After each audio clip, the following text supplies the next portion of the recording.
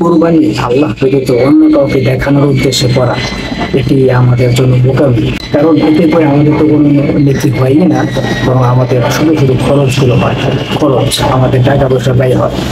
পক্ষান্তরে আমরা যদি আল্লাহকে দেখানোর জন্য, আল্লাহর সন্তুষ্টি কামনার উদ্দেশ্যে, আল্লাহর হুকুম আমরা পালন করতেছি, সেই উদ্দেশ্যে খুশি মনে আমরা যদি কোরবানি করি, তাহলে সেটি আমাদের জন্য, আমাদের দুনিয়াবি এবং আখিরাতে উভয় জগতে কিংবা আমাদের জন্য কল্যাণকর হবে।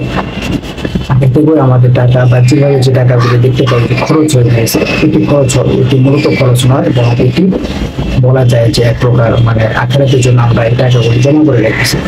ঠিক আছে, তো আশা করি সকলে বুঝতে পেরেছেন। আমাদের জন্য যাদের নিয়োগ থাকবে এরকম যে আমরা কোরবানি করবো, গোষ্ঠ খাবো বলে আমরা লোকেরা আমাদেরকে বাহবা দিবে যে অমুকে 2 লাখ টাকা, 5 লাখ টাকা, 10 লাখ টাকা দামে গরু কিনে কোরবানি করেছে, বাহবা দিবে।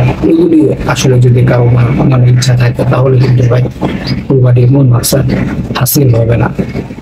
সকলকে বলবো আপনারা সকলে আল্লাহর জন্য কোরবানি করুন। ধন্যবাদ সকলকে।